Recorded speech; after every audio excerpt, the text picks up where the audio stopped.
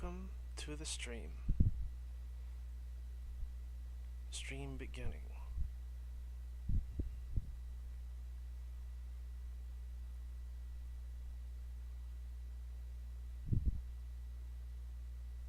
Just doing my normal setup stuff to make sure I can be heard and stuff.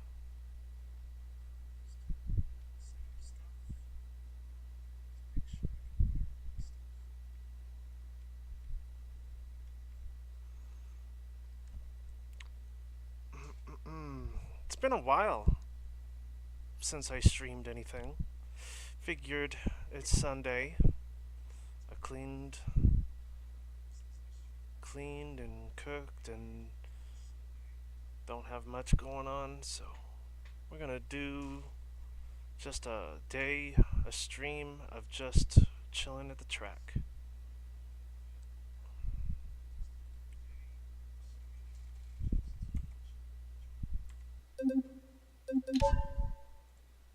Make sure my audio balance is fine.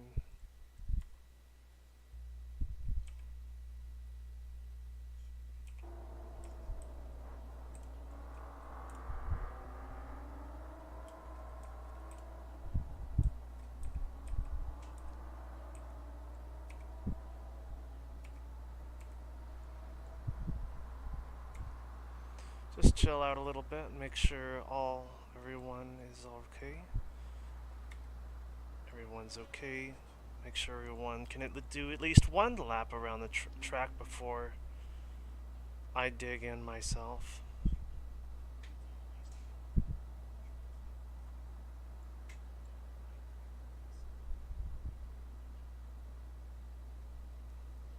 Maybe play with the audio settings a little bit. Although I think this is good. I think 70% is good.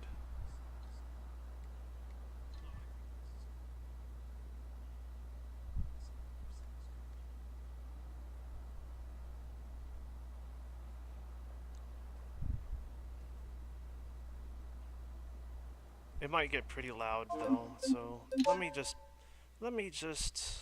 as a precaution put it down to 60 in case it's too loud, because the engines are pretty loud. Put it down to about 60.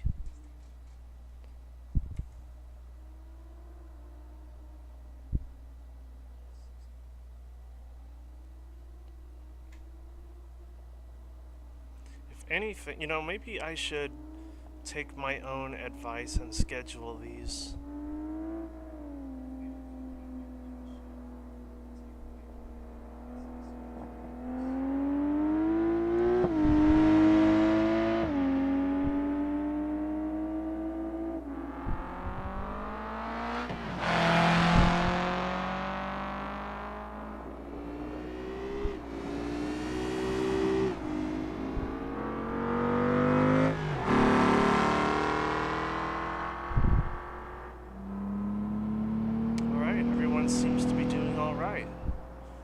One lap around the track without much help. So I guess that means we can get started.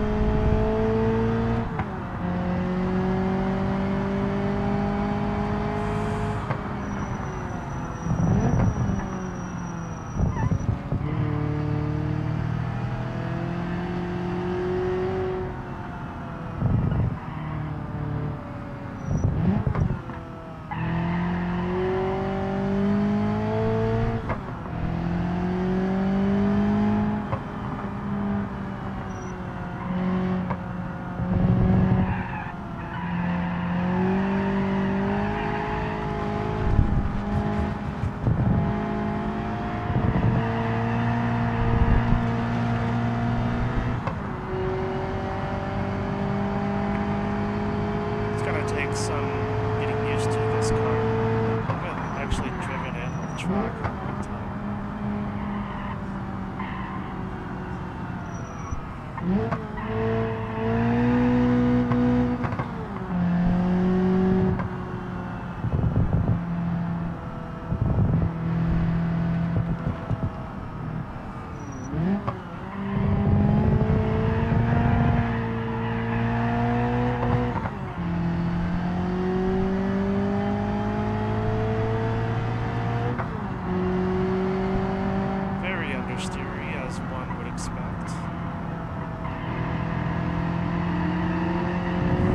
Easy enough to control coming out of the corners, because pretty much where the nose is pointing is where the car wants to go when you accelerate, so easy enough.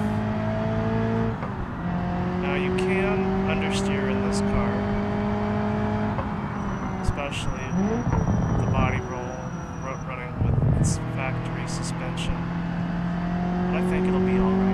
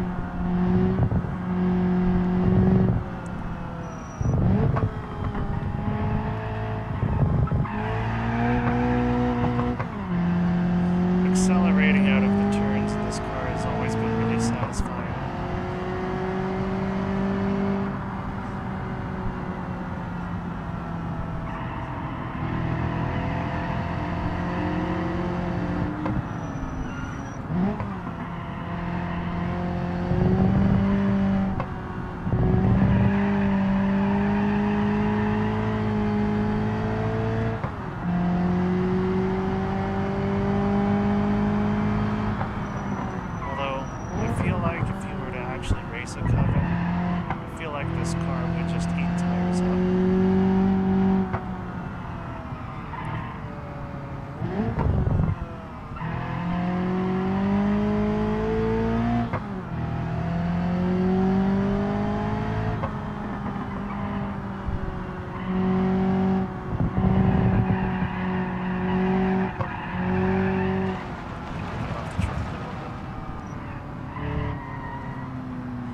And that's where you can understeer in a cover.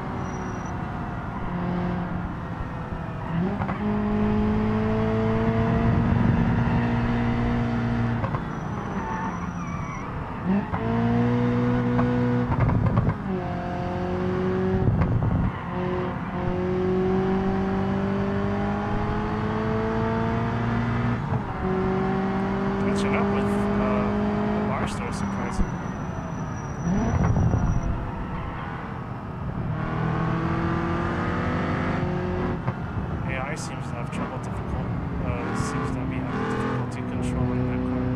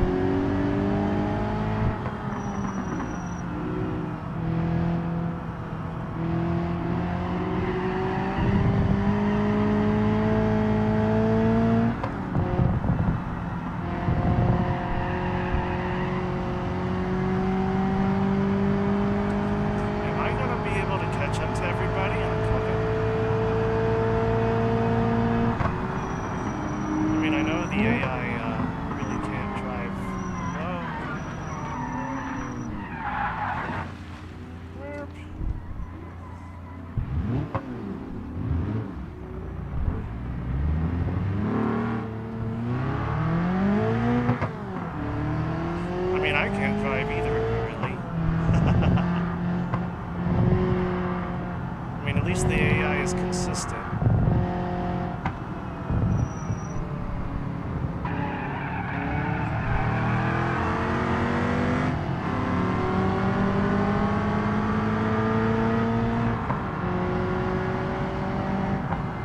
problem that has always plagued me in motorsports. Consistency.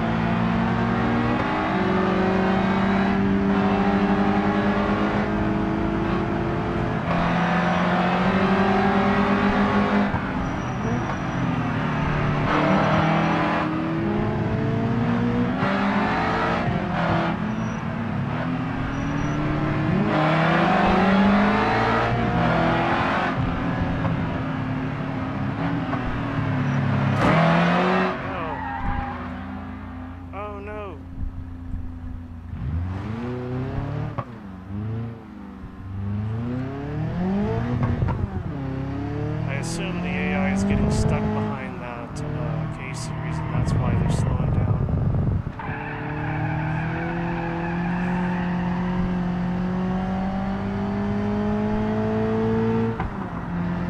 Uh-oh. Why did he slow down?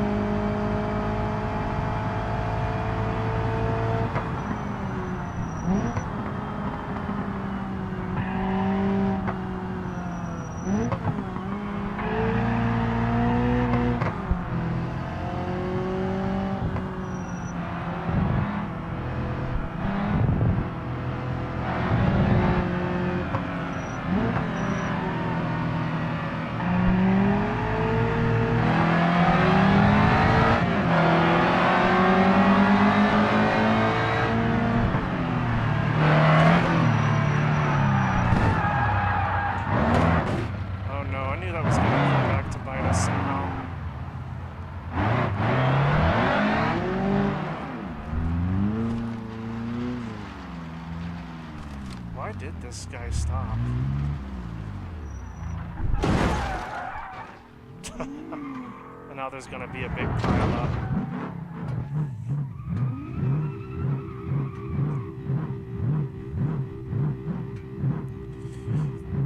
Hello, Jerry. Nothing much. Just cruising around a track. Right now I'm trying to figure out... Oop. Well, of course that would happen.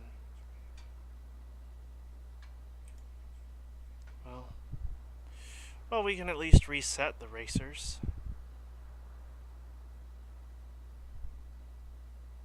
But I would like to know why this car suddenly was like, I don't want to do this anymore. Guess I won't be able to find out now. That's okay, we can switch to a new car. I started out the stream with a Covet. I mean, it looked like I was gaining some on the AI racers in a Covet, which actually kind of surprised me a bit, but it's possible. And actually, it's going to get darker a little sooner rather than later, so I might actually put the time back a little bit.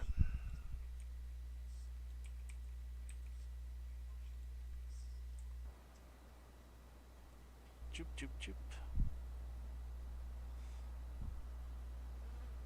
Yeah, putting the time back just a little bit. There we go.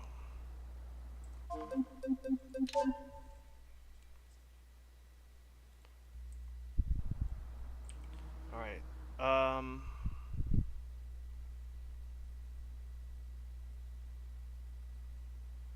Maybe it was because oh yeah, I did notice this. If you start out in walking mode with all the cars selected, they will respawn, I guess. Let's get them all back. Hello, Cat Liver. Welcome to the stream.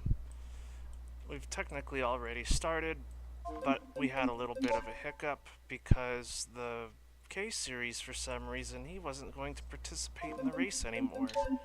And I don't know why. And he caused a massive pile up at the start finish line. Anyway, let's get them all back moving, because we have actually a good matchup.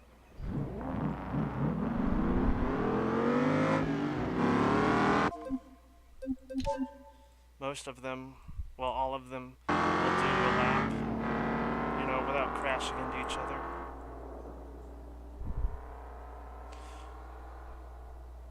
Alrighty, go enjoy your food. Yeah, I'm not sure why the K-Series wanted to stop. All the other cars were doing fine.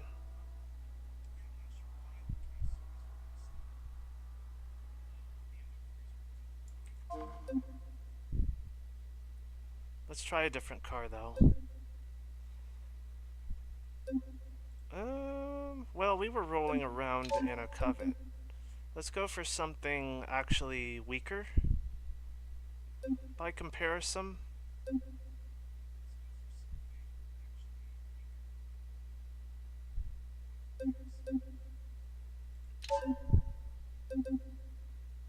How about this thing? Because, the Covet is very understeery, but it's manageable. This car is even worse.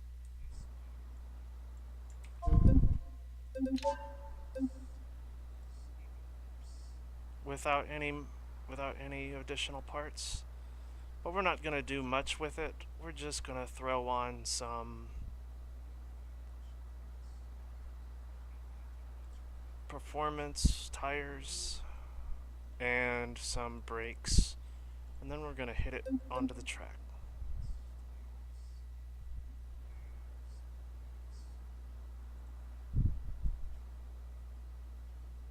And I might want to give this car power steering because it might actually try to tear my arm off trying to race it without them.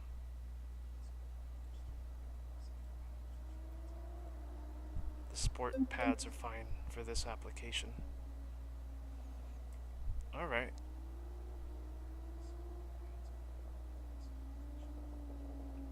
Yeah, the auto run? Yeah.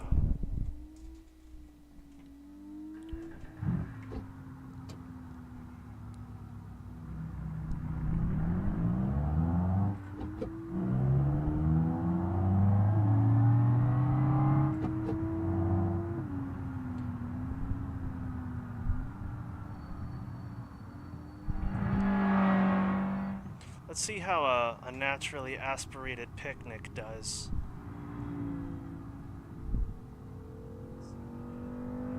I don't imagine it'll do too well.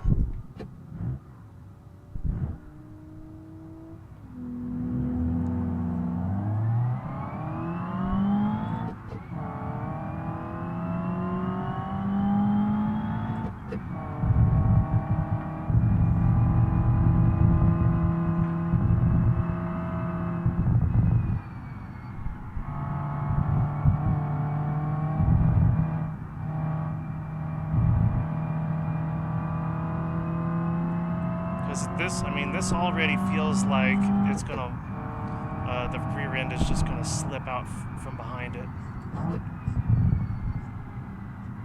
Very nimble car.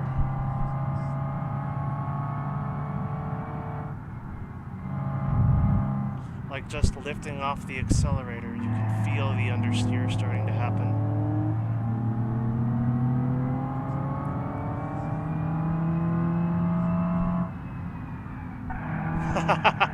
that is some excessive oversteer for a front-wheel drive hatchback. Well, I took him out. Oopsie. Let's try again.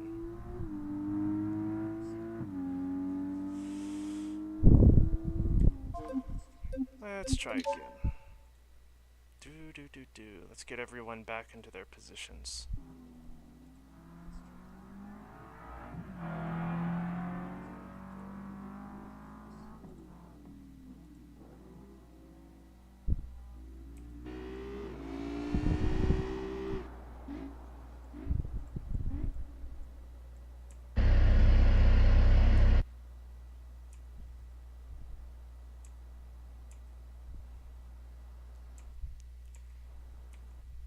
And go.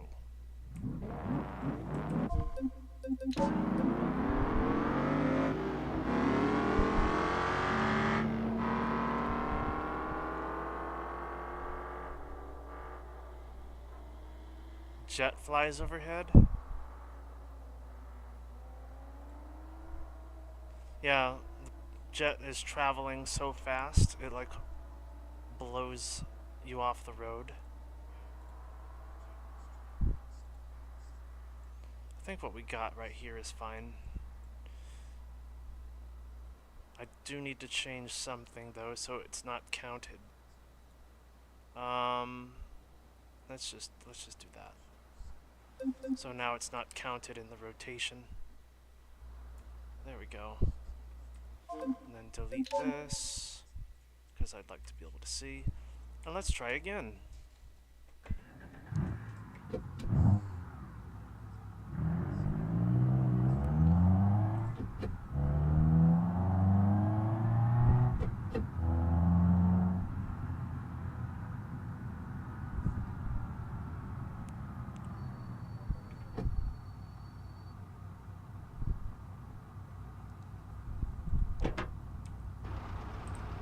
Oh, it's still in the rotation. Oh well, that's fine. That's fine. We can just have them all go without me waiting on them. Go.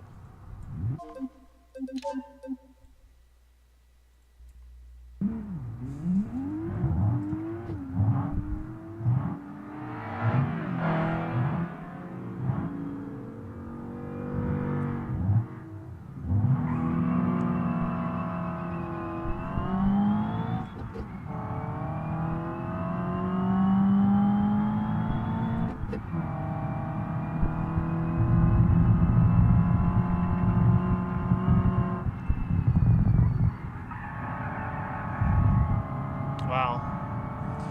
And they say you can't drift in a front-wheel drive car. Wow.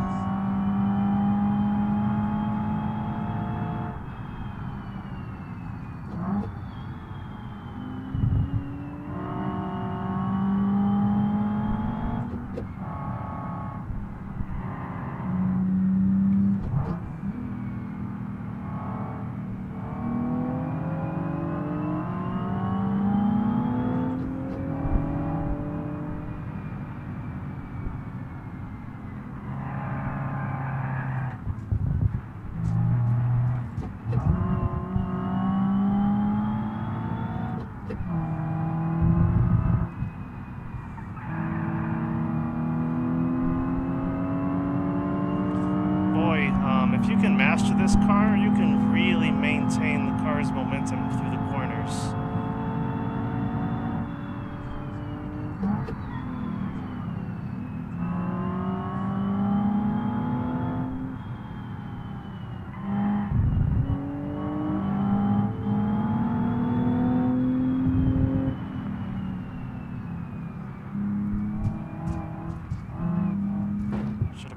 Should have braked a little bit earlier.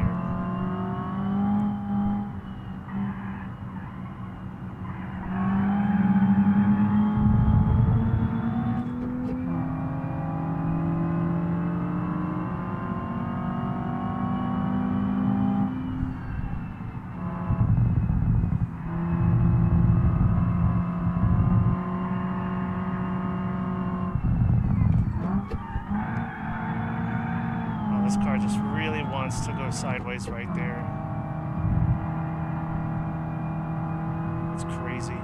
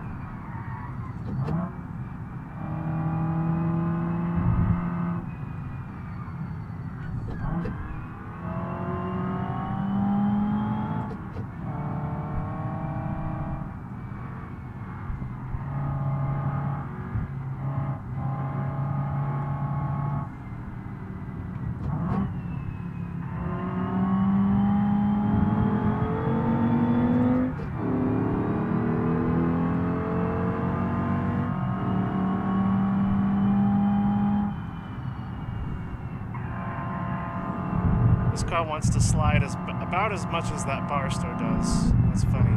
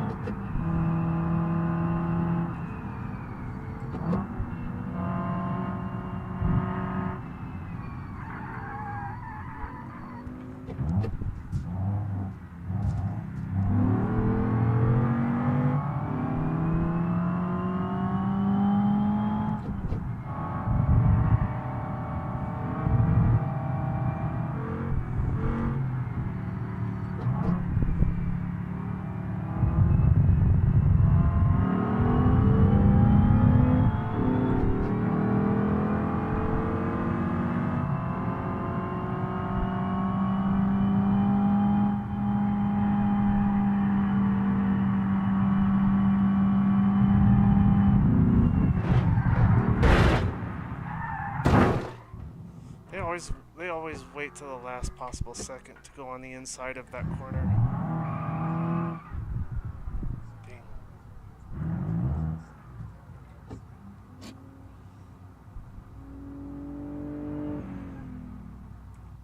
Well, there is a trick to get back into the race if I modify the car. and I won't interrupt anybody. Let's see. Just switch it back to GTIK just like that. And the race should go on. Yeah, there we go.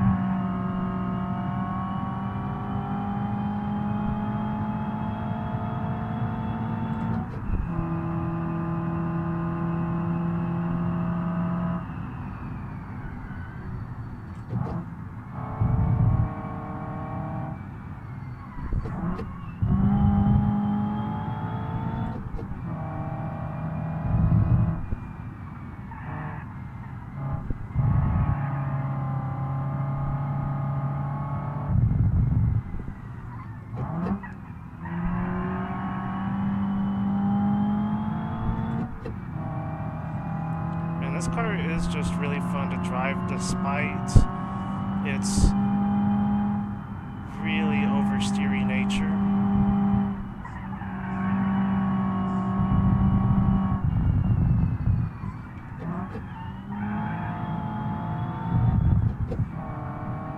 Like sometimes just like that you can actually use that to your advantage on this car.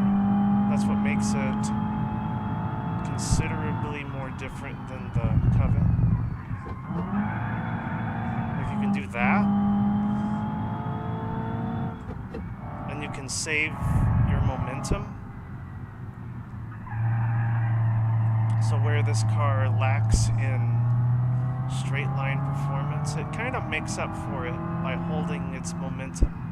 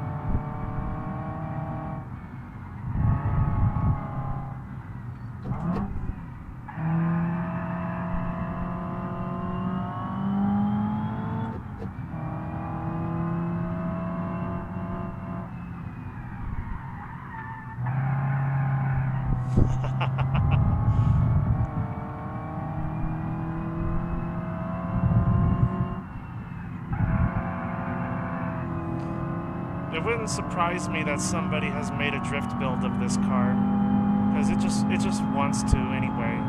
without any additional modifications.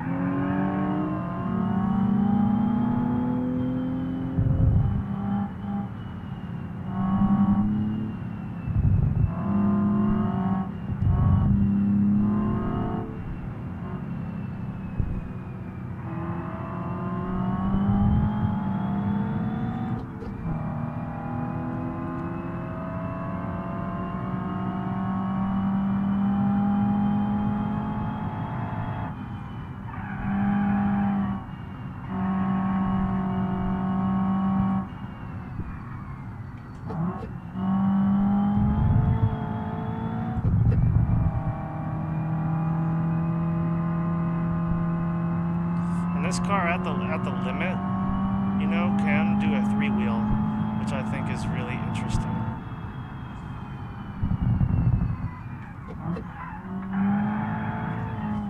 Did it a little too hard.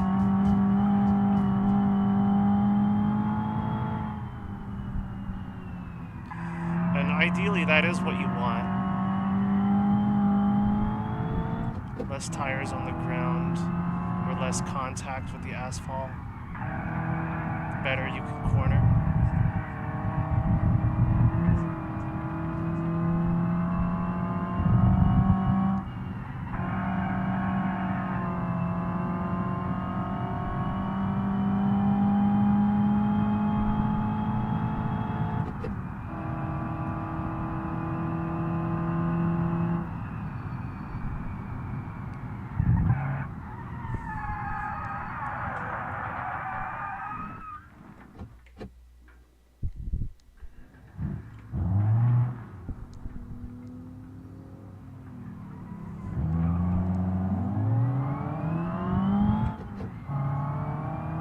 But I think,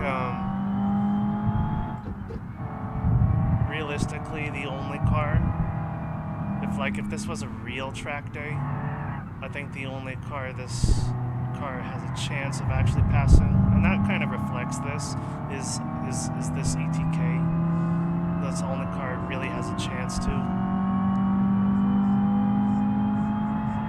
Because all the other cars on their own would be fine. Just does not have enough power. It is really fun to drive, but it does lack the power.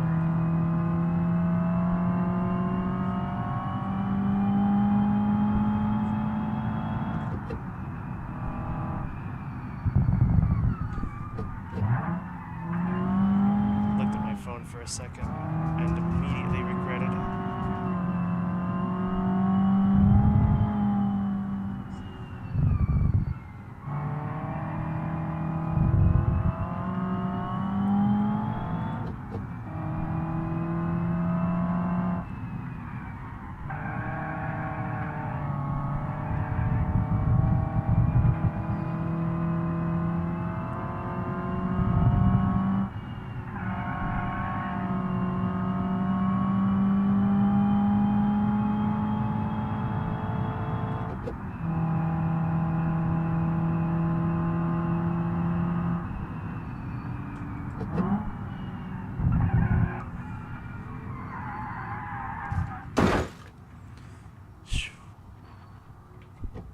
This car really likes doing that at that corner. I don't think I can stop it. Oh, hey, look, the K-Series car.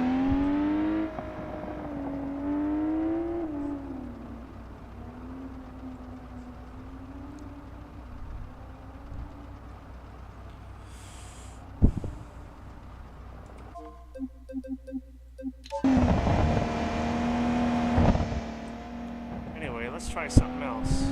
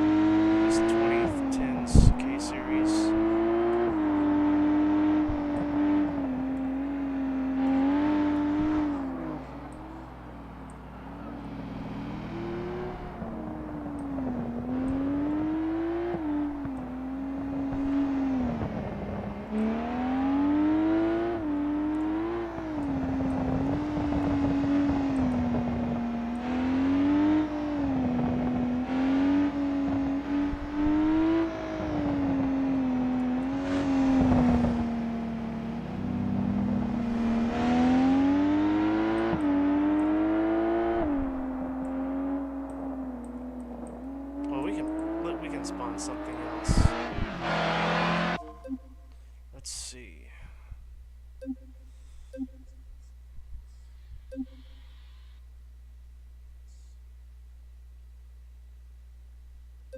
I mean, why not? The king of the track itself.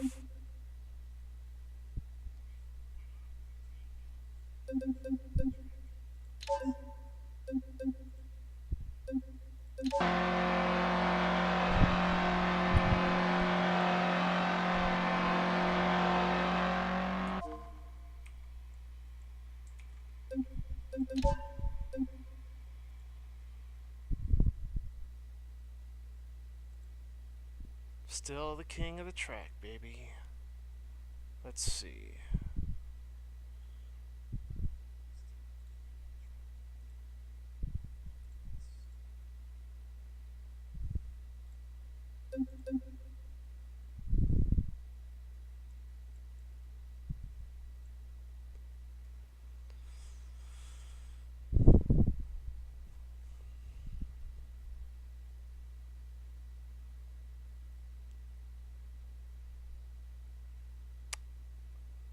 Race brakes. Although the default brakes for this car are actually pretty good, I think.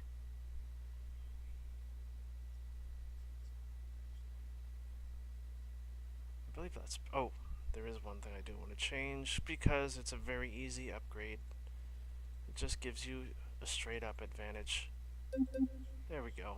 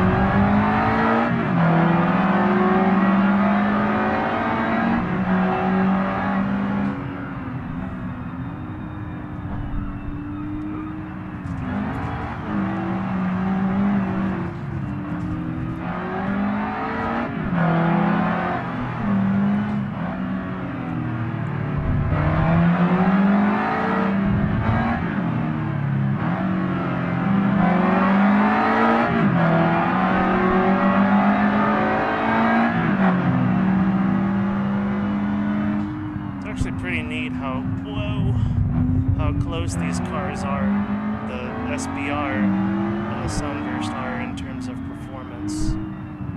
I guess that kind of makes sense because now they share engines. It used to be that they did not share engines, and now that they share all the engines, they're very comparable to each other.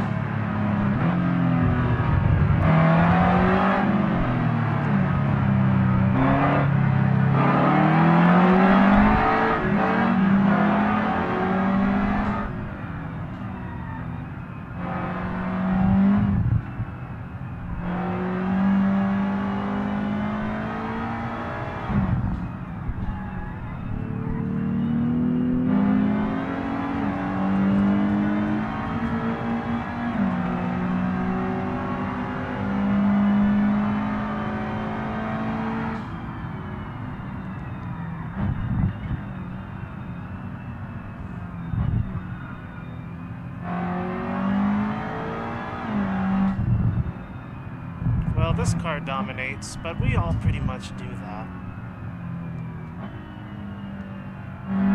This is Hirochi Raceway, and this is a Hirochi. This car is the king of this track. We kind of knew that.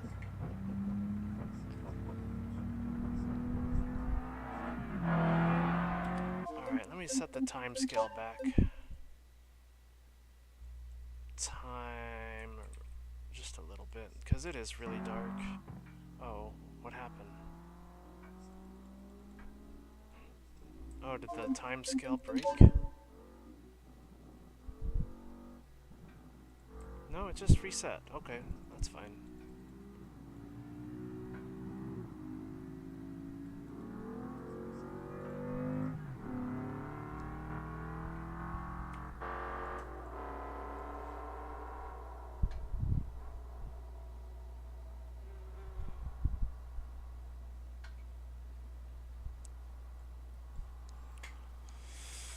Oh boy, well that was fun.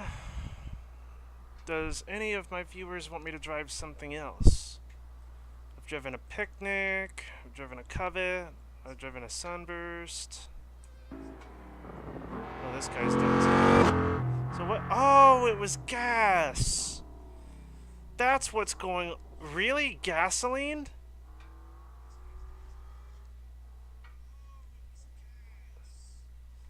This car ran out of gas? And that's why it stopped? That's crazy. It ran out of gas before every other car?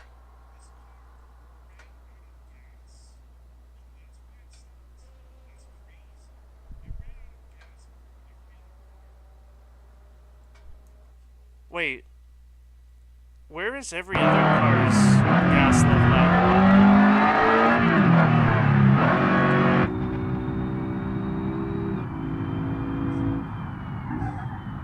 This one is 61%. This car is at 3/4. This car is at half. That's crazy.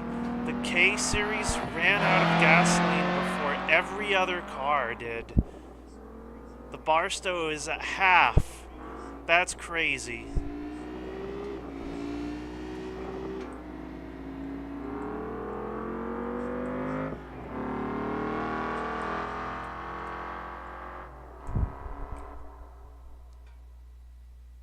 I can't. I kind of. I mean, at 9.5 miles per gallon, I would think this would be the last one of the last cars to run out of gas.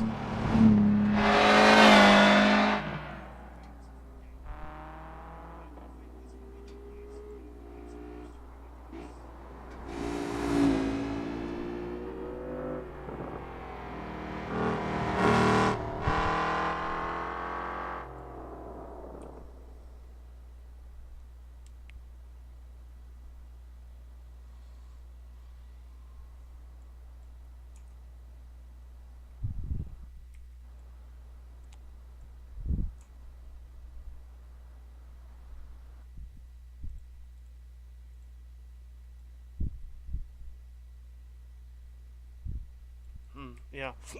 I think time is broken. I think time is just broken. I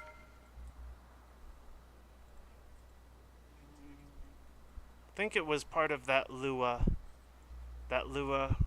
code that got broken. Oh well, we'll just not mess with real time anymore.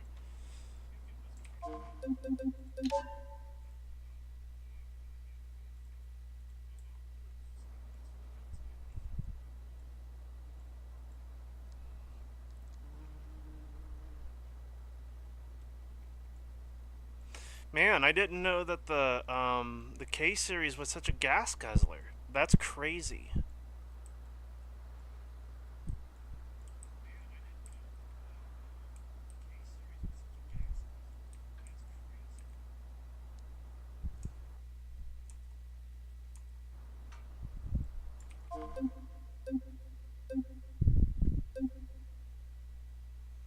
Let's get some new opponents on the field.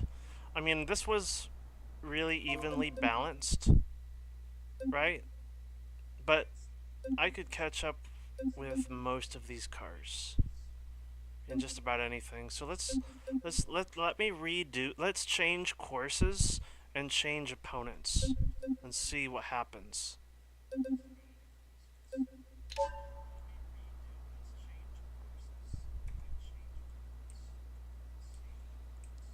So we're gonna do the medium course now, which, if you don't know, the medium course actually turns right here, and then they go into this chicane, and then they go down the straight. It's just a little bit different. It's just an alternate. It's really just an alternate of the long course. Just means you have to brake hard, really here.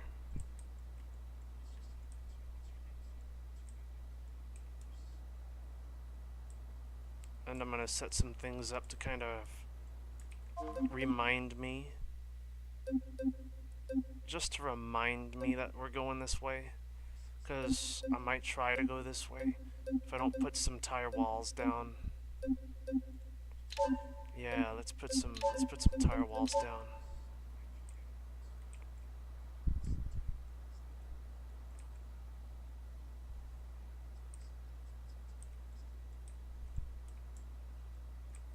Just gonna kind of do it the lazy way.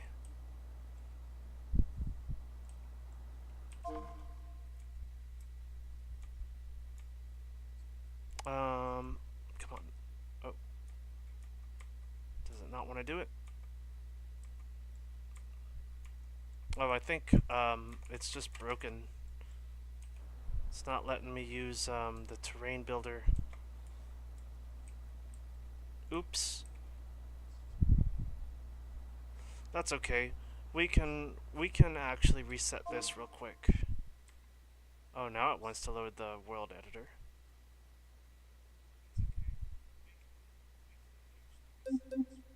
Oh, there we go. Never mind.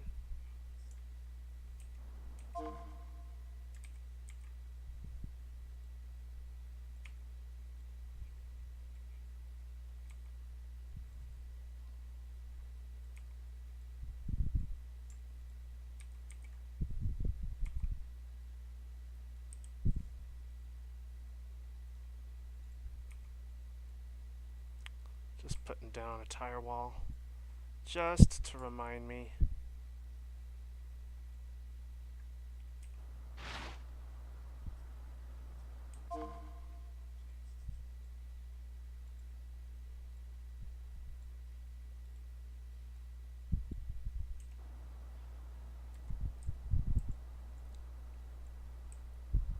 That's good enough. We're also going to put down a tire wall right here to just, oh, now it doesn't want to, there we go. Now we're going to put a tire wall down here.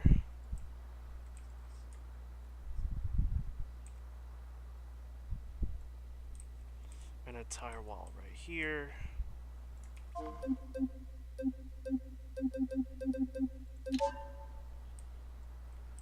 Just to prevent people from cutting.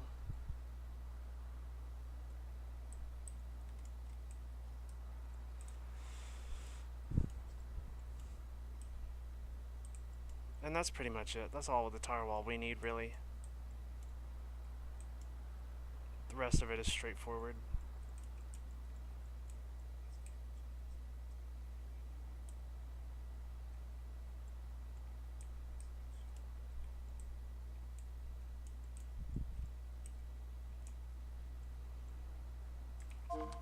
Let's actually bring a Scintilla onto the track, because this car is pretty unbeatable on the track.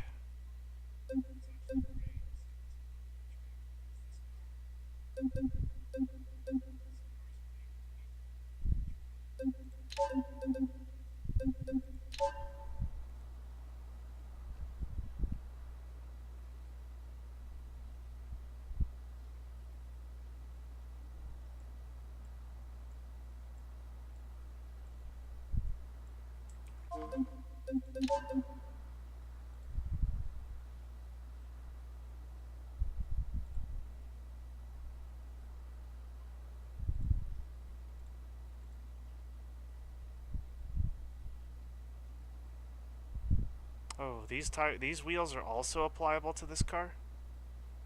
That's fun. Although completely useless.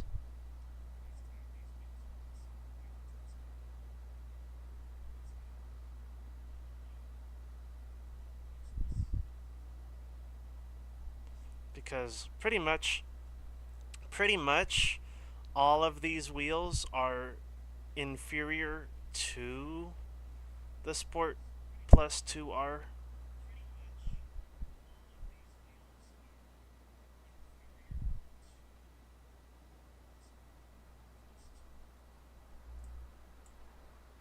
That's fine. We'll just keep it the same.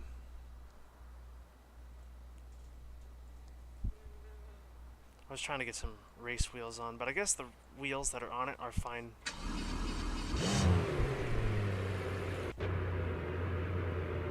Let's bring up the hot lapping app. I might actually want to reset. Hang on.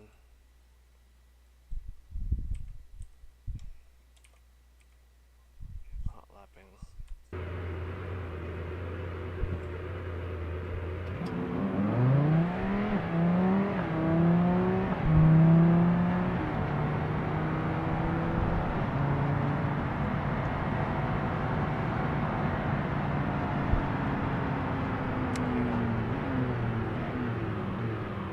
It had my previous ones up still.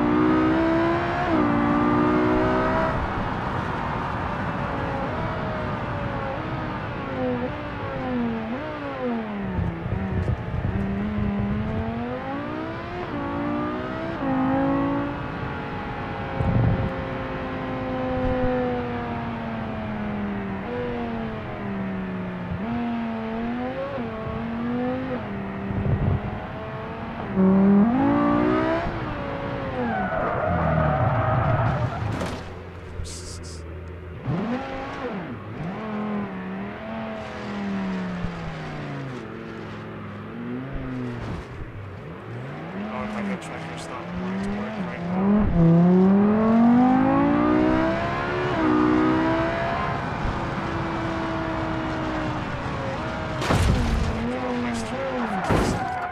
Oh goodness. Alright, well let's just finish the hot lapping.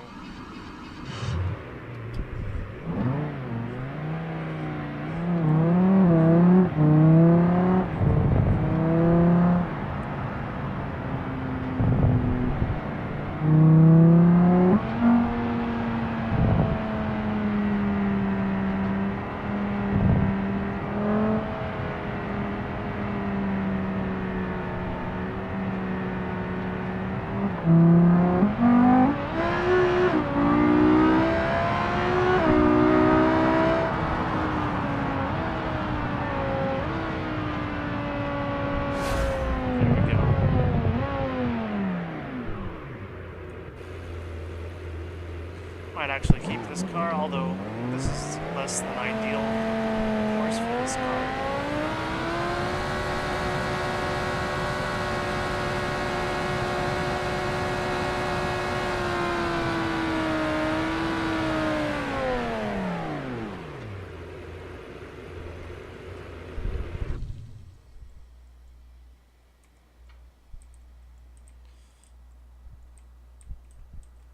Let's put some other cars on here too. Let's put down the 800. Why not?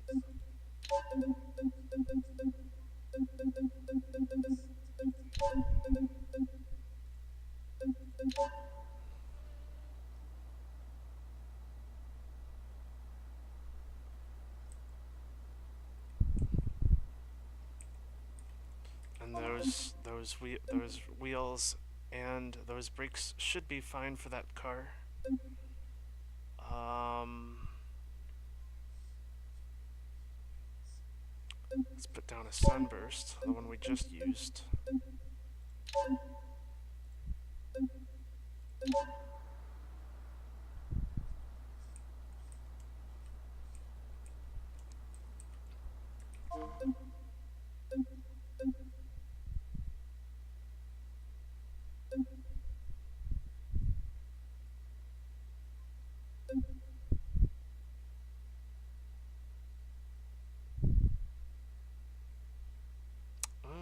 What else?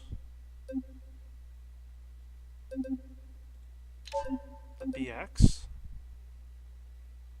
Yeah, but which one? This one. Or this one. Yeah, this one.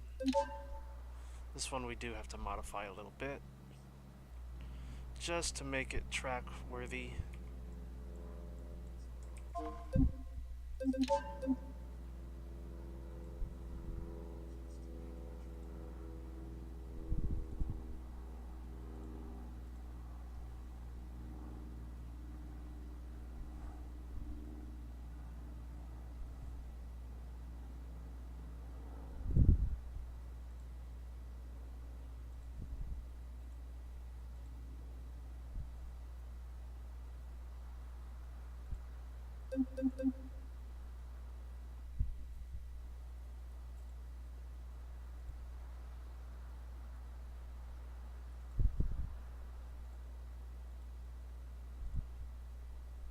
And we'll even give it a nice exhaust setup.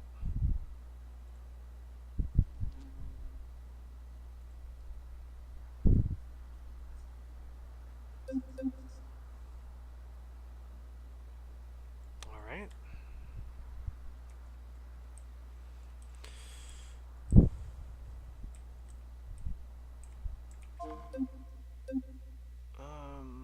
Why not a Moonhawk? I haven't put a Moonhawk on a track yet.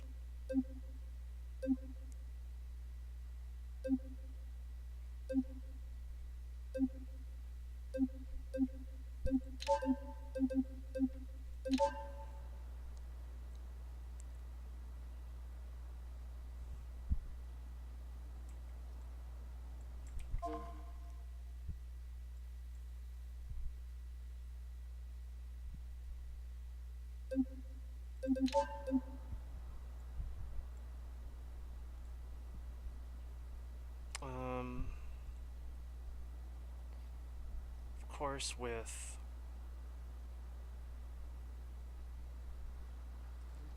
the bumpers removed,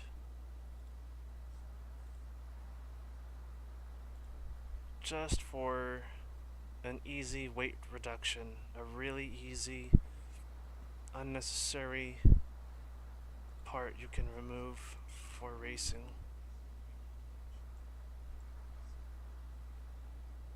Because these bumpers are so heavy.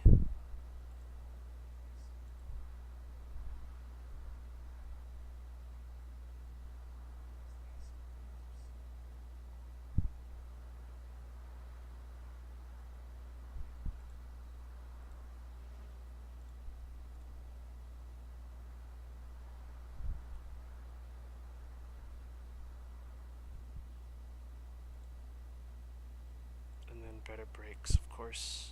Disc brakes. And Balamo.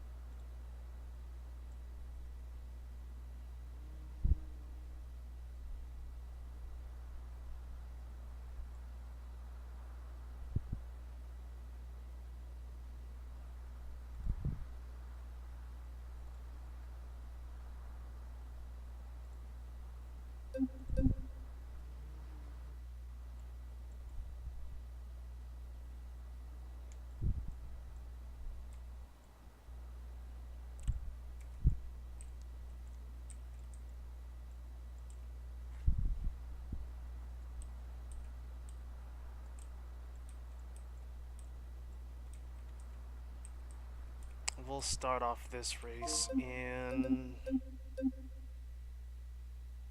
Let's do a bow line. Let's try racing in a bow line. I haven't really done that.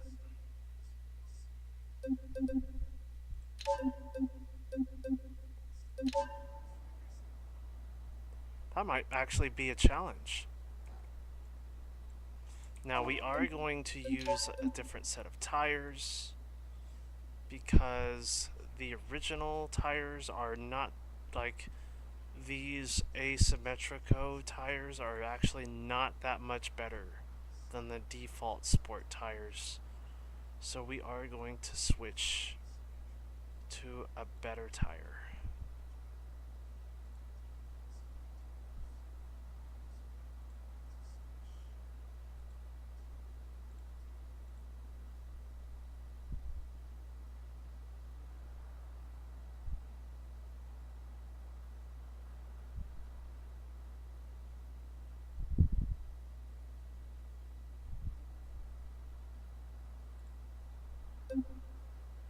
So that's for the front.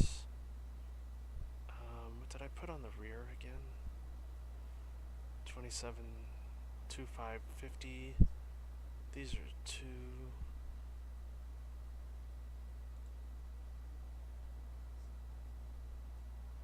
Alright, we might have to use a different tire just so they match.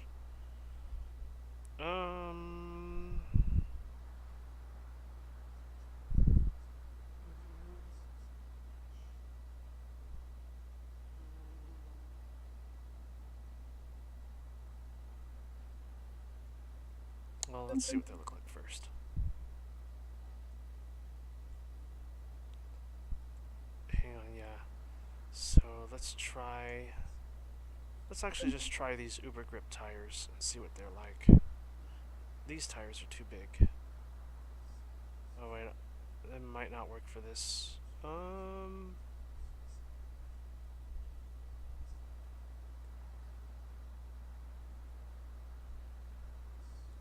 Alright, what about this one? Can we get a matching set for this?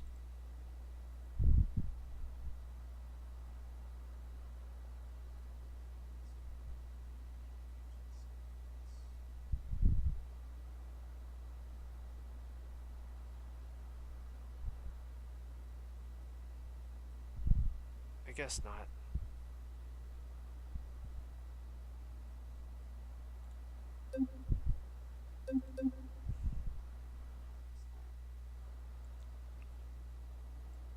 Yeah, that just looks weird. Alright, we're going back to just the normal tires. Just because I can't find... Well, because we can try it with the normal sport tires. I just didn't want to do it in the normal sport tires.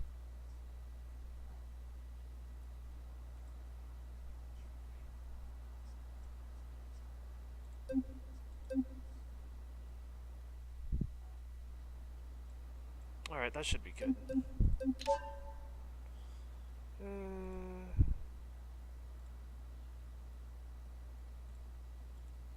Let's do it in blue. Alrighty. Let's go ahead and get everyone else going.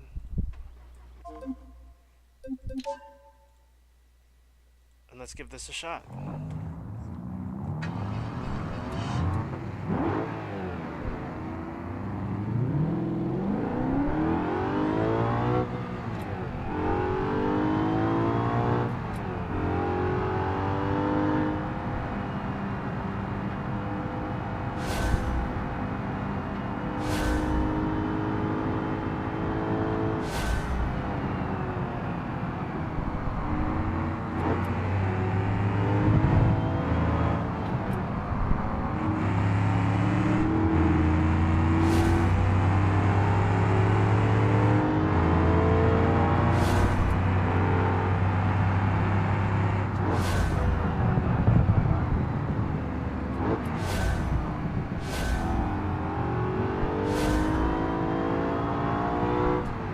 Somebody is going to crash into our tire wall.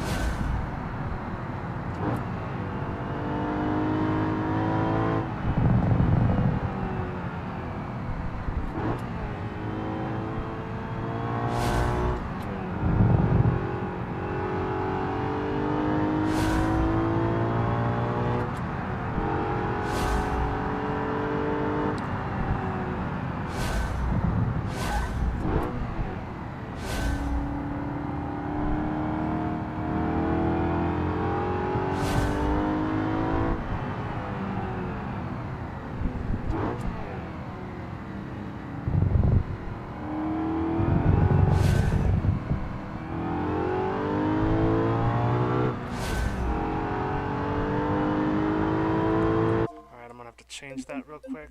Sorry to interrupt and break the immersion for just a sec. I need to make sure that the markers are hidden so that it stops making that timestamp noise.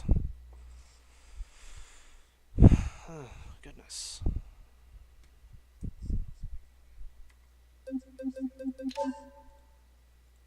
Alright, there we go. Back in action.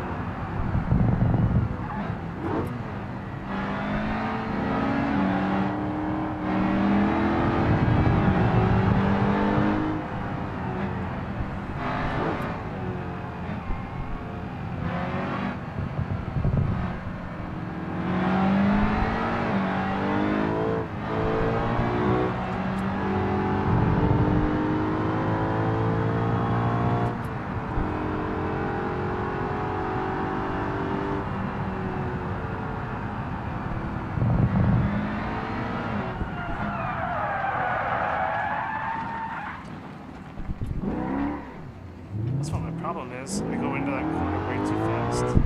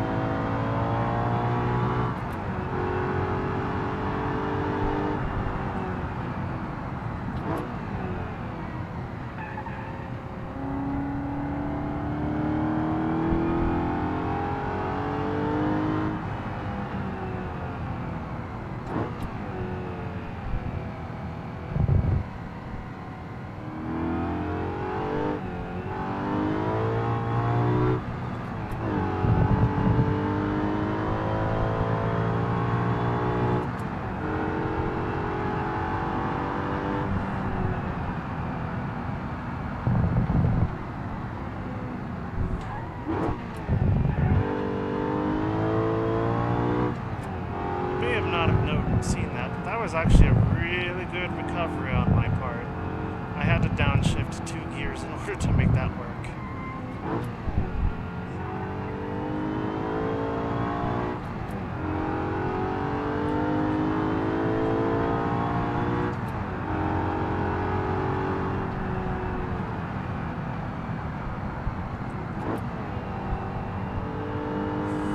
know what? I don't think I'm going to be able to pass anything else in the low line.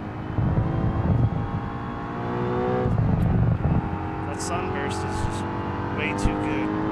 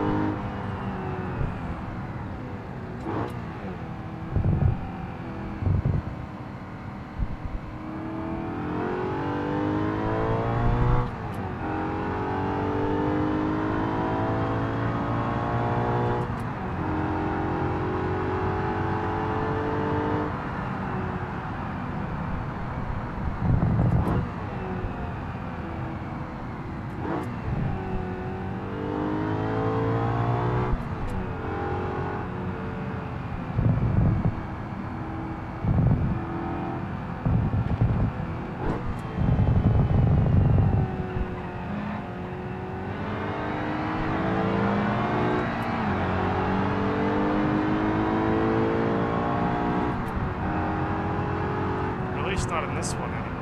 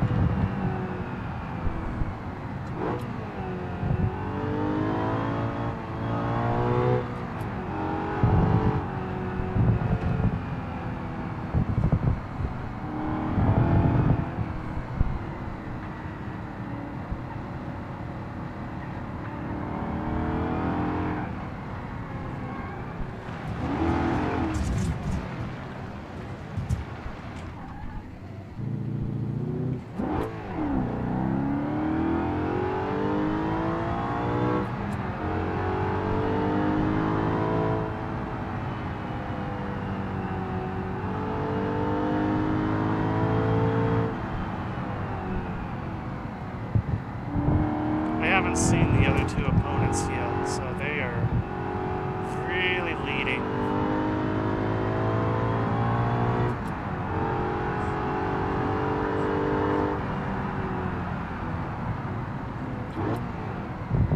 that might be the best I can do with this bolide, actually.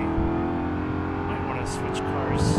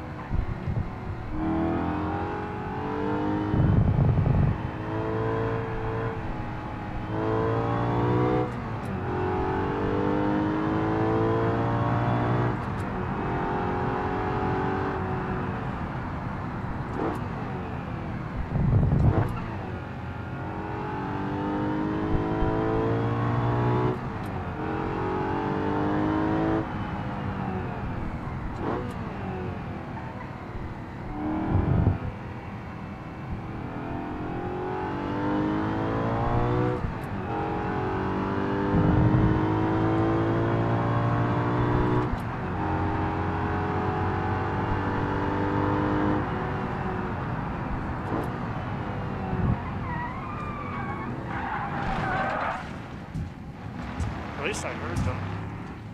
And that Moonhawk is still a-going, even though he's spinning out.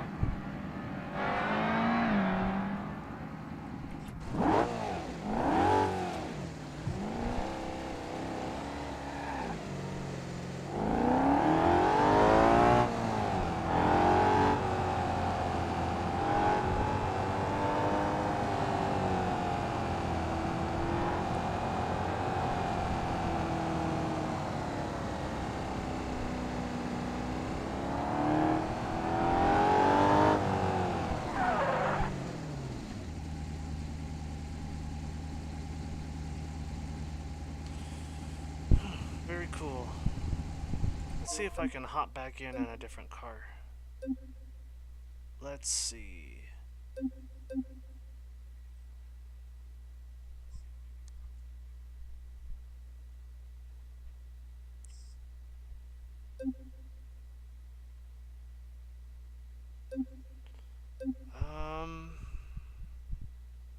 Hang on, guys. Let me reload chat real quick. Make sure I didn't miss anybody's messages.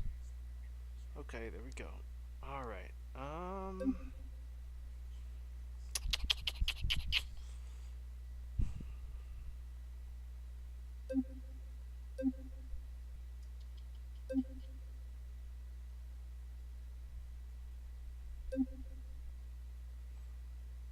Let's race in a 90s K series. I know we had one on the track already, but I want to see how it handles myself.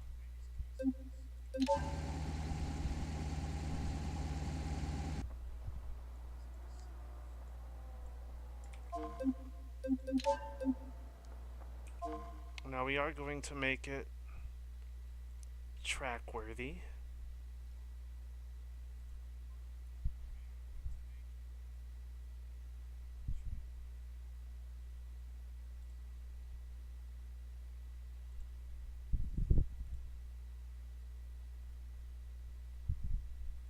Just real quick.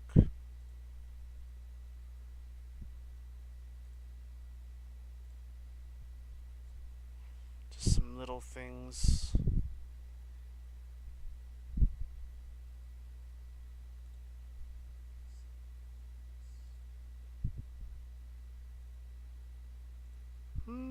Yeah, sure.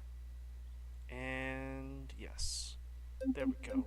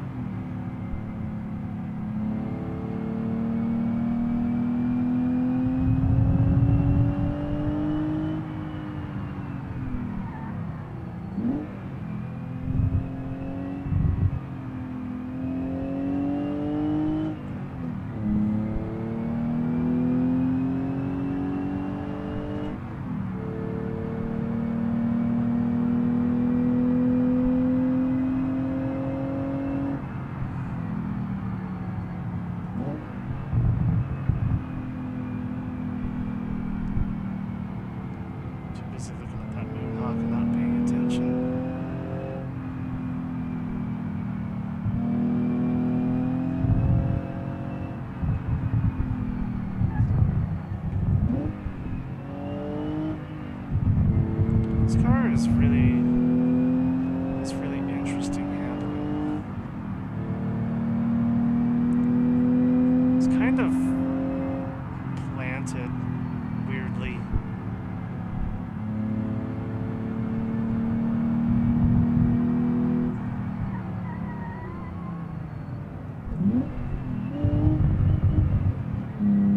I'll get used to it.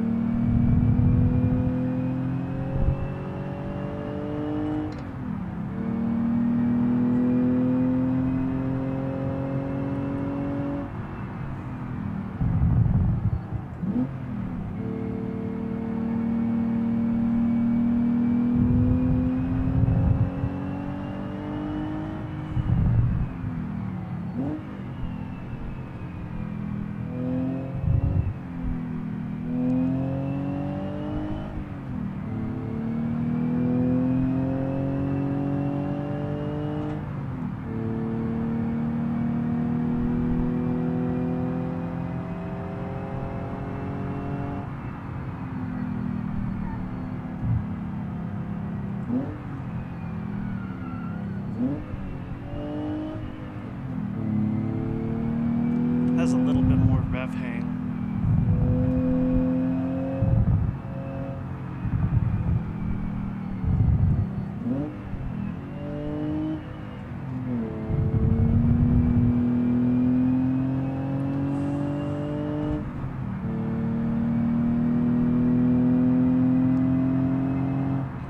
Which for casual driving is fine.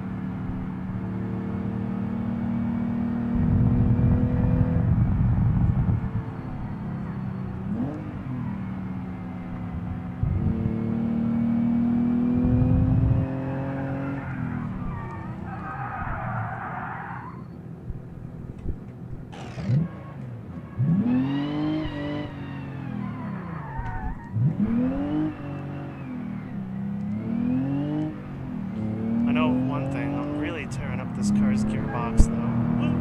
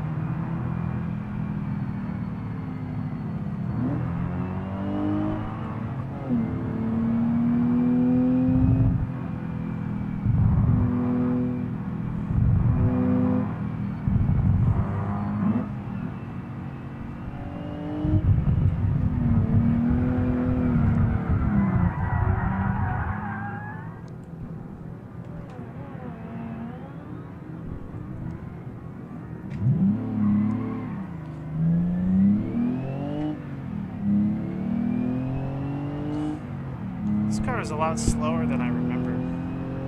Also, the GTZ 200BX beats this car in a straight line.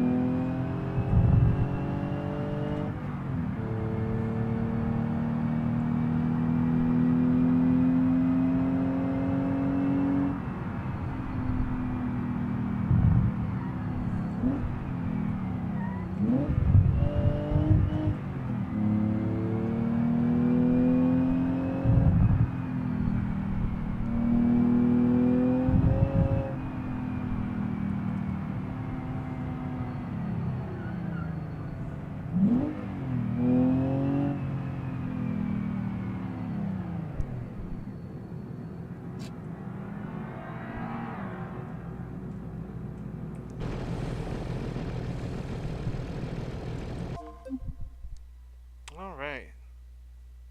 Let's try another car.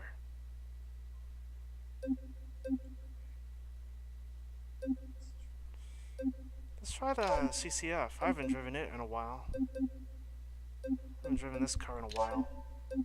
It's similar, sure enough, just newer.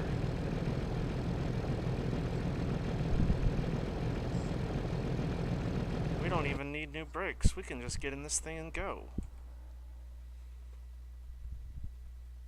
Hang on just a sec.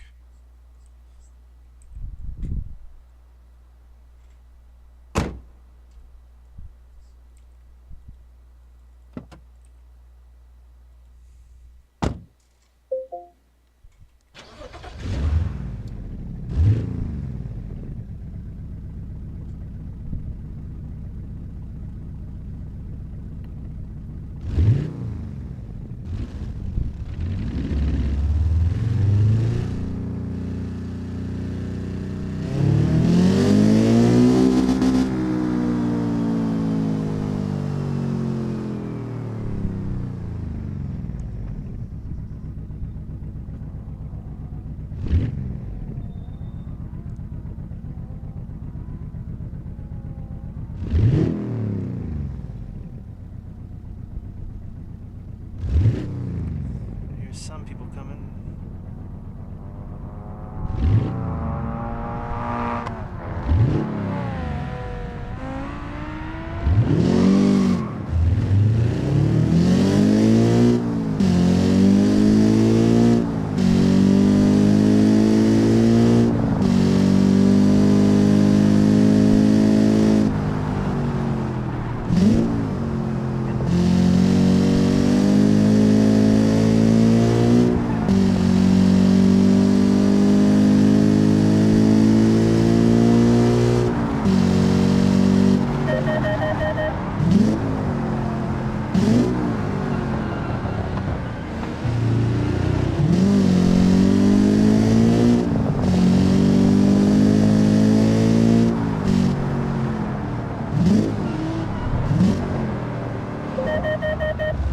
That's gonna get really annoying during the race.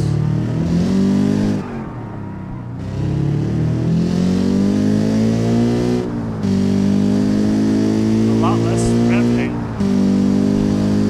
That might be responsible for the manual assist this car has. Which, yes, this car does have a manual assist built in as a car system. It's not a difficulty setting. This is how the actual car is.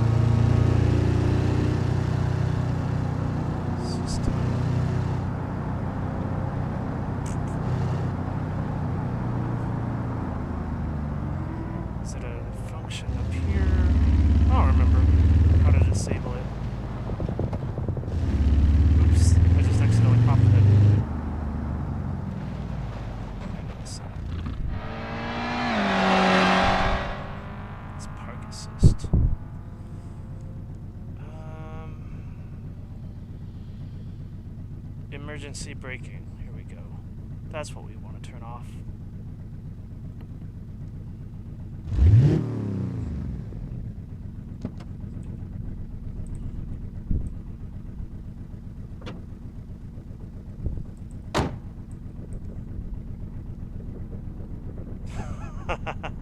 Here comes the Moonhawk that can't stay on the track to save his life.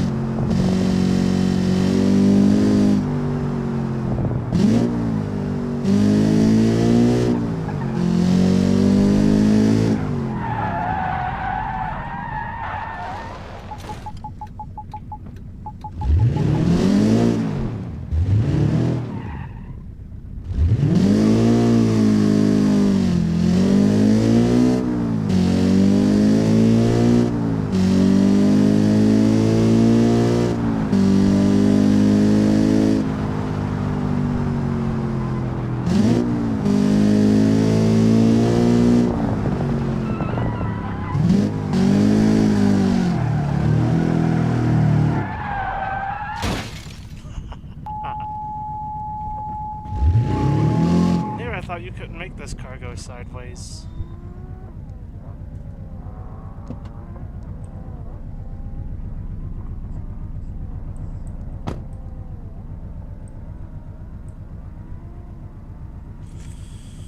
Alright. Well, let's see where we're at. Time-wise. Alright. Might want to get into a different car.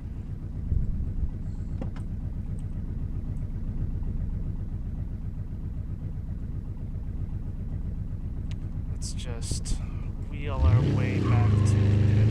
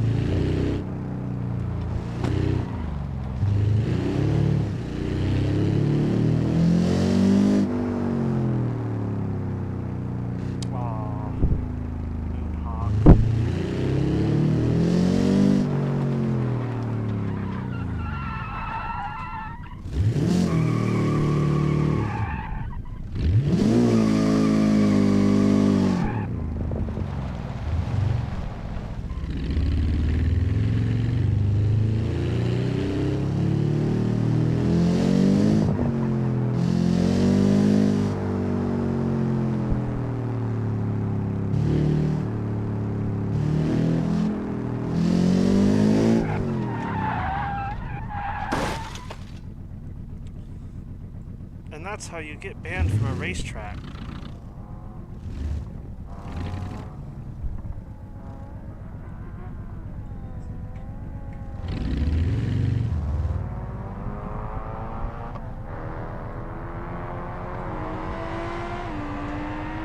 Oh, man, oh.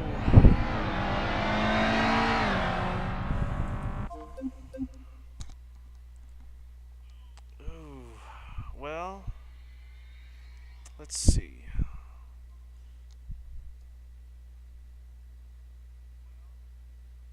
Well, chat, do you have any requests?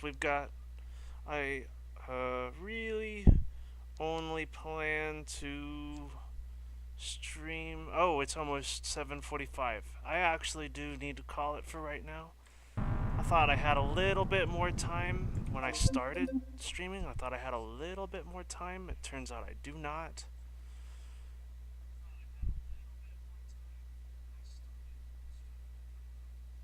Oh, hey. It's, hey, how's it going? Shaxi. How's it going, Shaxi?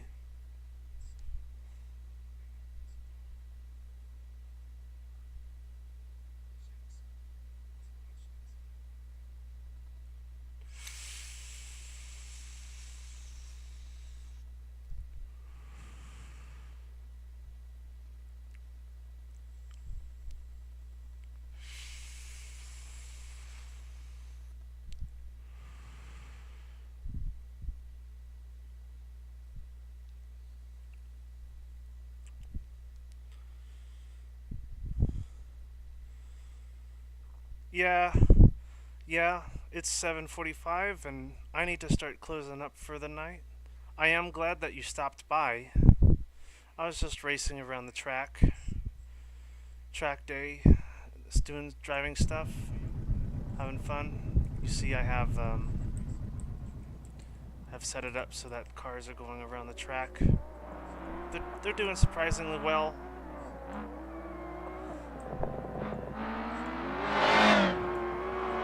But as you can see, they're all being held up by this BX GTZ.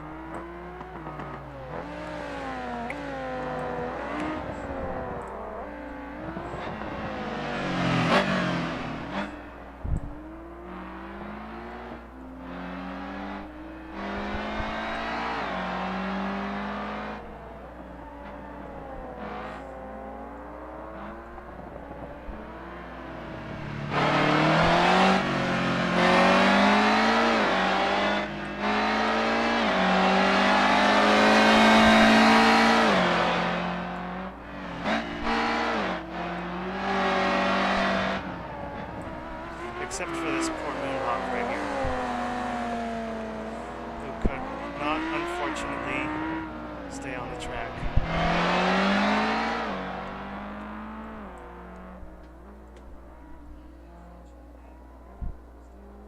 How do you set them up? Yeah, sure. I can show you how I set them up real quick.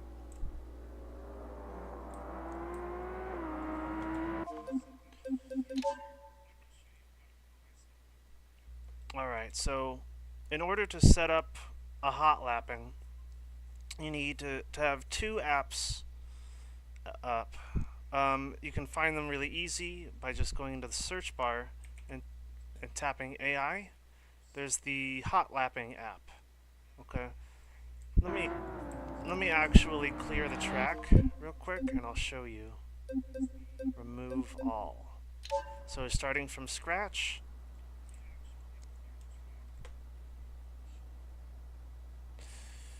Alright, so the track is cleared. Here's what I do.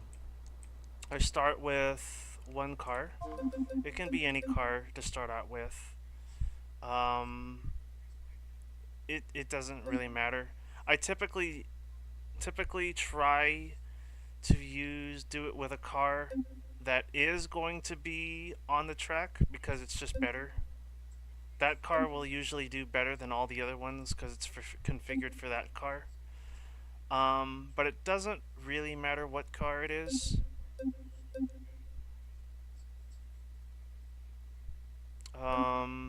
So if you use, I think what was going on with the Moonhawk was I did the hot lap with a scintilla, and didn't do very well. As a result, it was trying to drive like a scintilla, and it doesn't work for all cars. So I'll choose, okay, like a sunburst to start out with. And basically, and how you set this up is very important because I've done this a lot over the years, and I've learned that there are some quirks to it. So I'm actually going to stop the timer, end the hot lap, and I'm going to show you how it's done. So you want to start out driving the track like normal. And basically what you want to do is you want to start the hot lap, and you want to lay down these waypoints. You want to lay down these, go around the course you want to make. You want to lay down these waypoints as you drive. There's a couple of things you need to know about these waypoints, though, when you lay them down, because they're not perfect. But basically what you want to try to do is you want to lay these waypoints down at the apex of every corner. So like for here, I'm going to add a checkpoint like right here. The orientation of your vehicle matters. That's why you kind of want to do the course like you would normally. So, because the angle of your approach does matter in this respect, because the AI are going to try to follow that as closely as they can.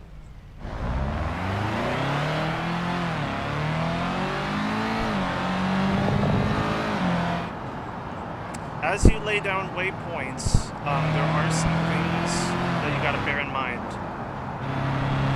and I'll show you in just a sec when I get down here.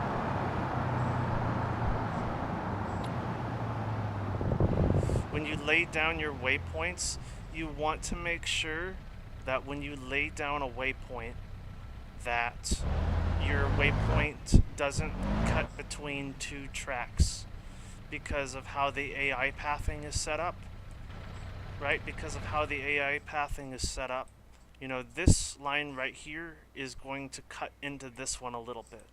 So you want to try to avoid putting a waypoint here, because the AI might try to go this way to hit that waypoint, and it might want to continue to go down this way to hit the next. So you want to try to put your waypoints down in a place where two lanes do not intersect. here. And I guess the way to show you that is by actually looking at the path editor. The drive path editor? No, that's not what I want to look at. The road decal. Okay, yeah, so see, the next waypoint I want to put down will probably be somewhere in here, because if I try to put it down right here, the AI might try to want to continue to go this way to hit the next one. So just something to keep in mind when you lay these waypoints down. See, this one and this one do not intersect. I mean, that's just by chance that I had it set up that way. Just the optimal way to place these down. So one right here, and then one right here.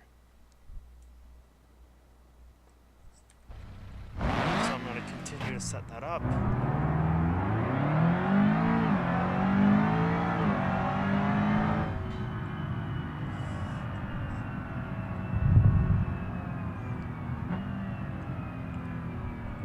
So like 2 right here is fine. 1 right here is fine. 1 right here is fine because you want them to hit this track, so it's okay if you bisect it right here because you want them to go into this one. And then 1 right here, 1 right here, 1 right here, here, here, there.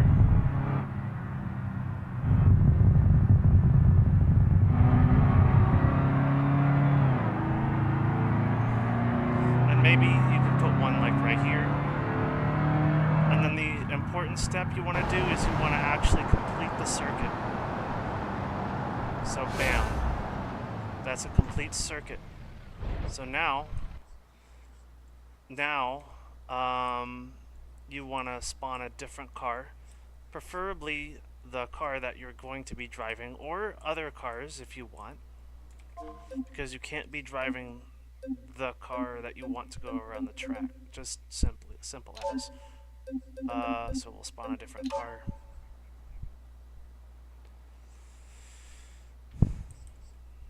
And then all you need to do at this step, and what I do is, what you can do also when I show markers, what you can do also is you can scale the size of the waypoint.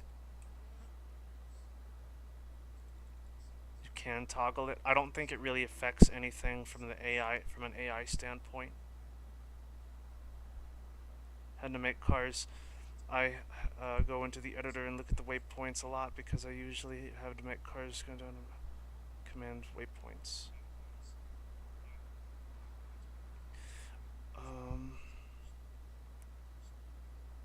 I mean, you can. I think they did recently make it so that you can place down the waypoints in the editor.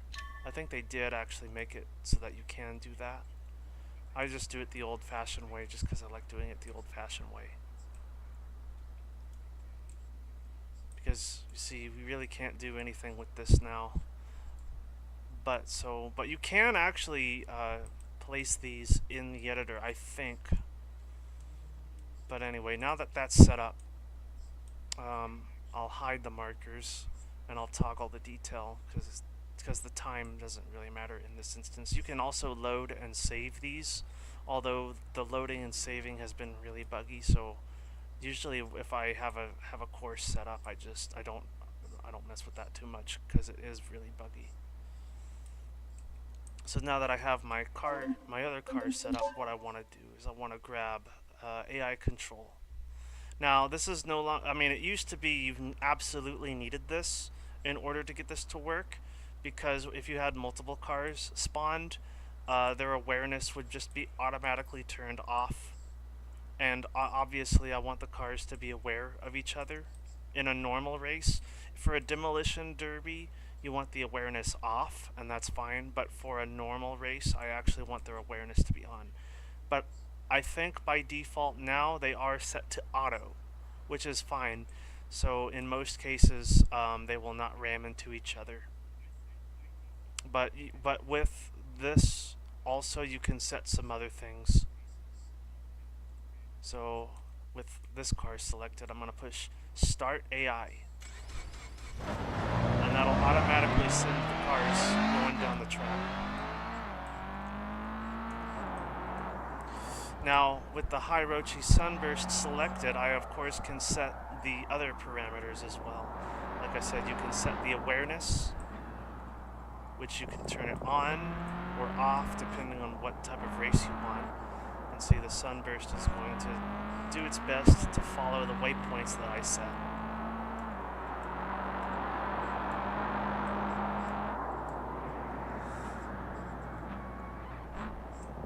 Now, the reason why I only set the waypoints at the apex of corners is that if you try to set it like at the start of a corner, they'll follow that waypoint a little too closely, and they'll end up braking more than they need to around every corner. Like, actually, this car is actually set up perfect for this, because other AI cars will, if you put too many waypoints down, they're gonna try harder to reach each one, and that might lead to excessive braking. And they just won't go fast enough. But see, this Sunburst already has a pretty good line through here.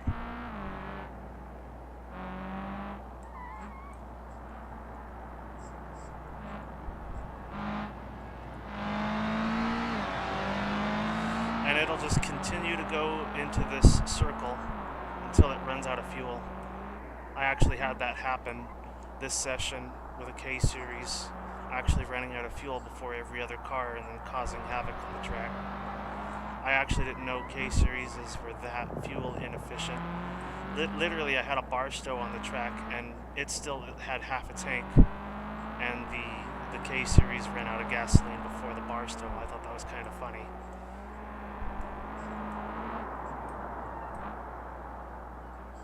So a couple of other things that you can control with this panel that might be important is the risk factor. By default, I believe the risk factor of each car is set at like 9.1. And most of the cars in the game can handle a risk factor of 9.1, but some of them can't. So if you have like a lower powered car,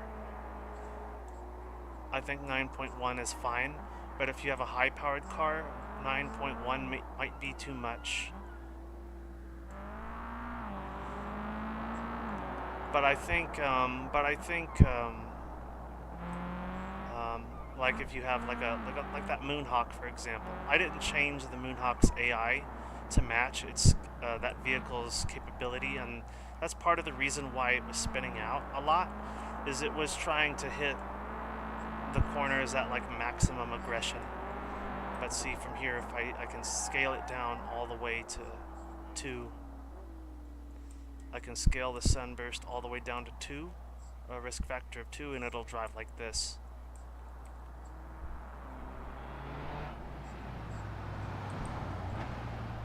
Too easy. It'll take each corner very slowly.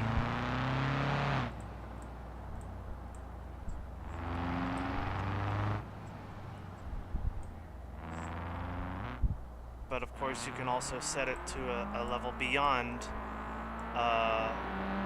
1 and have the opposite effect where it'll hit corners way too hard. And see, that will happen. So this is why the Moonhawk kept spinning out, is because the default risk factor was just too high for it, and it couldn't stay on the course. So, in general, 9.1 is a good risk factor for this car, because it'll go around the circuit endlessly until it runs out of fuel.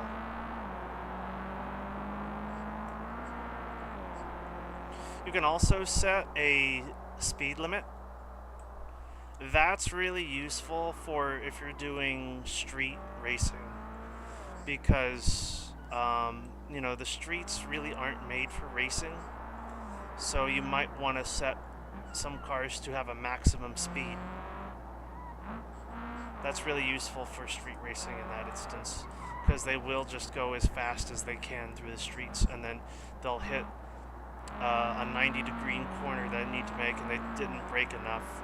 So at that point, yeah, it would be ideal to set a speed limit for the AI to do street racing on. And that's pretty much it. That's my crash course on how to set up these hot lapping races. There are some things to note. There are some limitations for doing a hot lapping this way. Like, for example, if all the AI are following each other on the same path, they're not going to try to pass each other. So, you ideally you want to put the higher power cars up front, and then the lower power cars behind them, so that they don't have a chance to get in each other's way.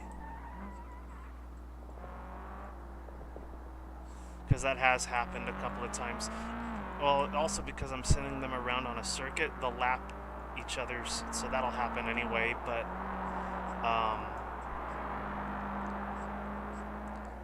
that's just a limitation of doing it this way. I'm sure there are other ways to set it up where the AI will actually try to pass each other.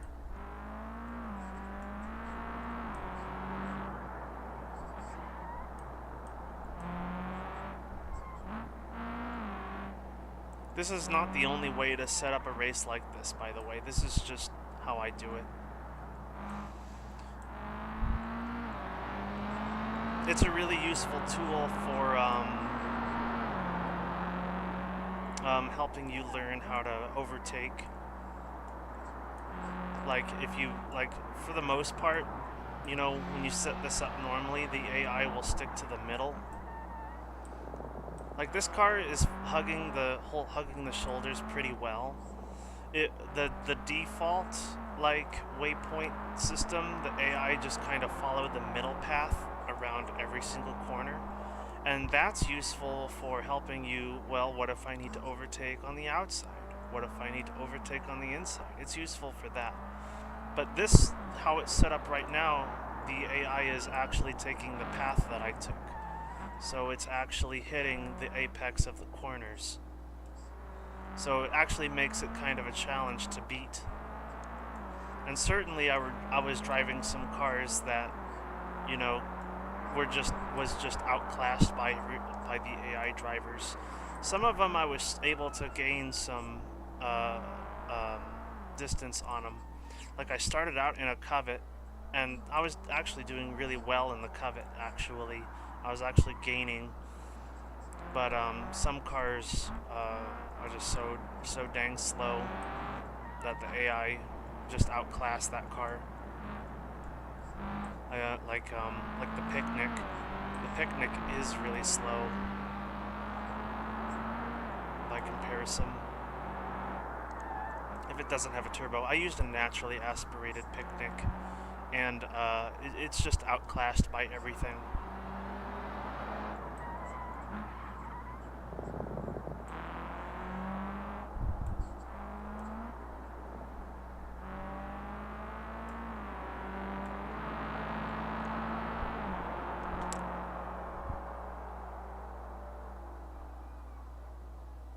Yeah, you can have both types.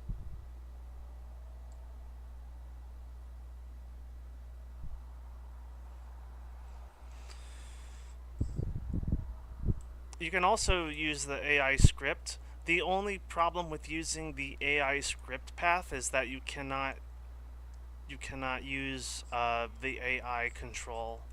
So they will always try to they'll always ignore everything in their path.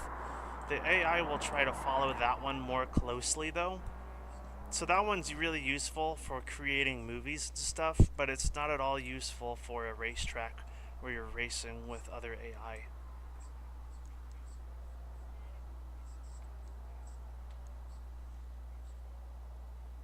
And even that system is not perfect because just the way the AI is.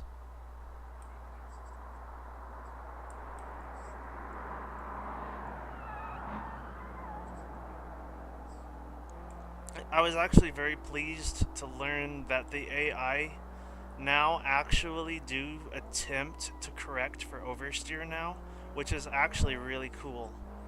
It used to be that they didn't understand that concept of correcting oversteer, so there is some potential in that regard. Maybe a future video where I do tandem drifts with the AI or something like that, but I have to like do some wacky stuff in order to get that to work. See, but you know, front wheel drive cars and all wheel drive cars tend to do better with AI anyway. Like AI will try to correct for oversteer now, but it isn't perfect. Rear wheel drive cars are a bit iffy with them still.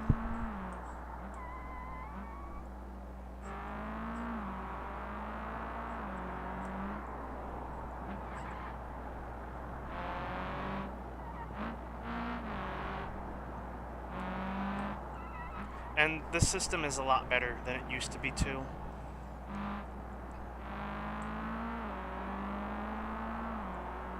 Like, I'm actually very pleased now that AI will consistently go around the track. Oh! And of course, there is another important thing that I forgot to mention about the cars that you put down. Right? Because the AI are going in a circle and going around the track, obviously they need to have race brakes. Right? They obviously need to have race brakes, especially on cars that don't have good brakes on them already, because if they're going around in a circle like this, eventually their brakes are going to wear out, and they're not going to compensate for that appropriately. So while I think the RS is fine going around in a circle like this for long periods of time, cars that don't have race brakes installed, or like something older, like a Covet, for example, or a Passima, or a Barstow, or a Moonhawk, those absolutely need to have race brakes equipped in order to go around a circuit for a long period of time.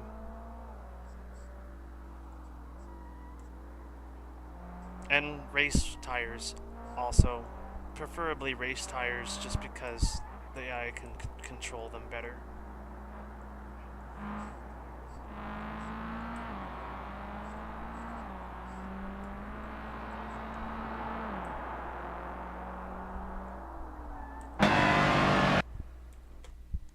Yep.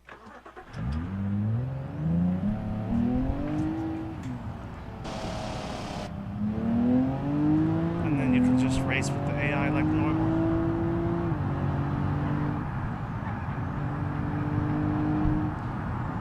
I actually want to catch up to him, so I'm going to cut through.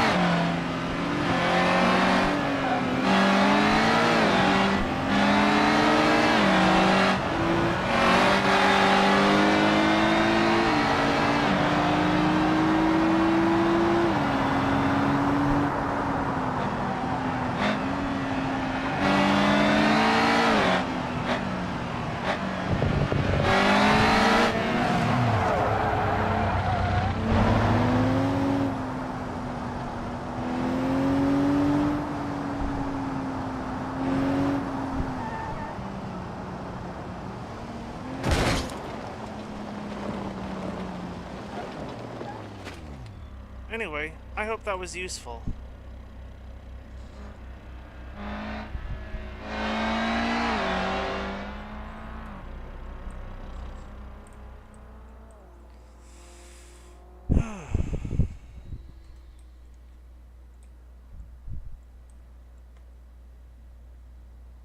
Anyway, I hope everyone enjoyed the stream.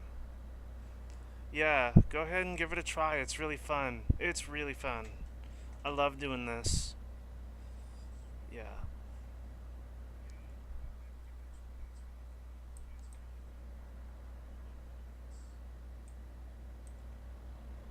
But anyway, I hope y'all enjoyed the stream. I'm gonna hop off for right now. I actually need to take a shower because I am sweating up a storm right now. I know I already took one today, but I need to take another one because I'm just so dang sweaty. So, yeah. Y'all have a good night, and I'll see you later. I'll create a post on the community tab in a little bit to give y'all the date for the 24-hour stream. Yes, I have not forgotten about that. I need to do a couple more polls to figure out exactly what I'm gonna do for it. But I believe right now the Barstow and the Avior are tied again. Like second place is tied again. So I'm gonna have to create a post about that one because I can't have two second place winners. It has to be one or the other. This same exact same thing happened last year. So I'll create a post about that as well. Trying to urge more people to vote and stuff. Or maybe I'll just do a coin toss to see which one it is.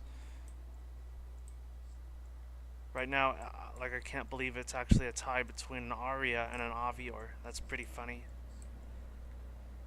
I mean, I don't mind. I don't mind one or the other. I think the Barstow did win, so I'm gonna be driving a Barstow this year as the number one. But second place is tied between an Avior and an Aria, and I don't mind driving either one of those cars. I think they're both great cars to drive for a 24-hour. Um, but yeah, it's just y'all need to pick one. I can't choose. Y'all need to pick the one it needs to be. Anyway, so I'll make those posts later, and I'll see y'all later.